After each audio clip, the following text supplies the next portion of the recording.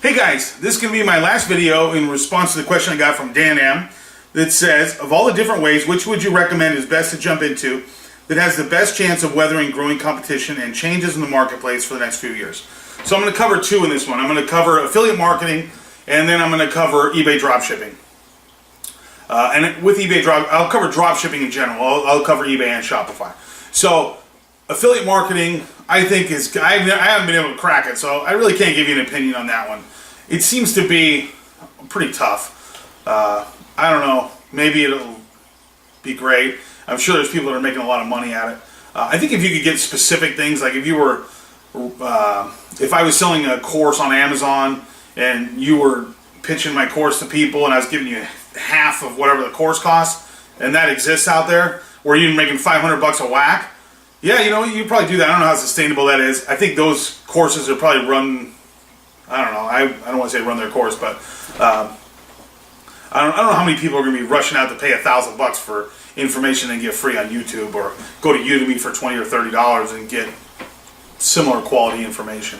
But anyways, if you can crack a specific niche like that, affiliate's probably pretty good. If you're just thinking you're going to be able to do Amazon affiliate, my experience doesn't work. I ran Facebook ads, I tried all this stuff, it didn't work for me. But anyhow, your results may vary. So the next one I want to talk about is dropshipping. So I haven't done Shopify dropshipping yet, although I like that model because you control the traffic and everything else. So I think that there's a little bit more sustainability there.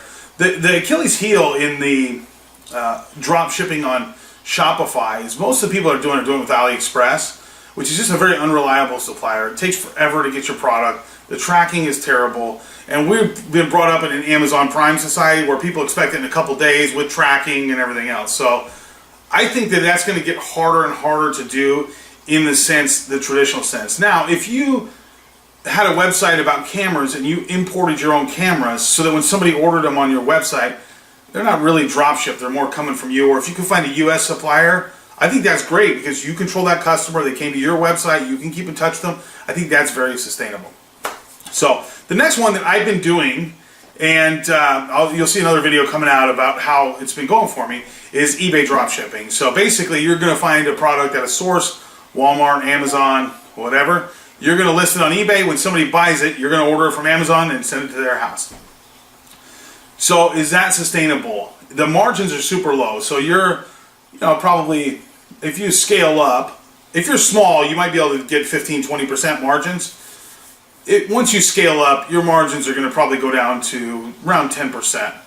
Now, maybe you could do a little better, but for the sake of this, let's say 10%. So you got to do a lot of volume to make any real money. The nice thing is that you're not holding any product. As far as sustainability, though, I don't know. I don't know how long it's going to be before Amazon is selling directly on eBay, or there's some Amazon Prime. Most people that are doing it use Amazon Prime, which is against their terms of service. So I don't do it from Amazon because I'm not willing to risk my Amazon account. There's some workarounds on that, and people don't have problems. The good news is there's 300. I just looked it up. There's 323 million products on Amazon. So you say, like, why would they buy it on eBay if they could buy it from Amazon? Well, if you go on eBay and you search for something and it's there and it's $50, you're probably not going to go, well, I wonder if I could get it for $46. You're going to probably buy it. So that said, that relies on retailers having big price deltas, which I see that shrinking a little bit. I don't think you're going to see Walmart having dramatically less than Target, or dramatically less than Amazon. It's a super competitive. There's not a lot of barrier to entry.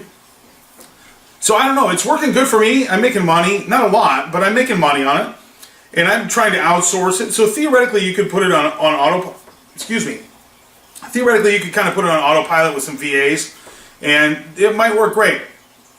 I'm too new to it. It also seems too good to be true. Although I'm doing it and it works, but it just seems too good to be true. Like, you go on Amazon, you sell something on eBay, but you don't own it, and then when the guy orders it, you grab it from Amazon and send it to him. It seems too easy. Although, again, I'm doing well with it. It's cranking up. You'll see in my next video, or one of my videos coming up. I'll share my numbers with you. So it does work. As far as sustainability and like a long-term strategy, I can just tell you how I'm treating it. I don't think it's going to last forever. There's a ton of competition. There's people that are doing it for the margins are getting thinner and thinner and thinner because with everybody in the world. So there's people in Israel, there's people in China, there's people in Philippines, wherever, that are doing the exact same thing as you are, but they don't care if they make 2%. That's fine for them. Because as long as they can make $5 an item, they're happy. Me, I don't want to do that. It's too much risk. Again, I'm in the States. I have a US PayPal account. I use my actual credit card. So there's too much risk to screw that up. I don't want to screw up my eBay account. So I'm trying to really do it right. So I don't know. I hope it lasts forever because it's super easy once you get it set up. A ton of work, and in the beginning, I also had to qualify it with this. In the beginning, I made a ton of mistakes. So you better have some money. Even though people say dropshipping doesn't cost any money, it does, because you're going to screw up, you're going to make mistakes. Things are going to sell. There's going to be price changes that you didn't catch in time.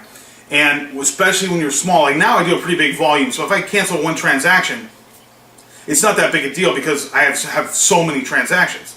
When you're starting out, you don't have that many transactions. So if you have 20 transactions, you cancel one, that's a 5% cancellation rate. That's going to kill you.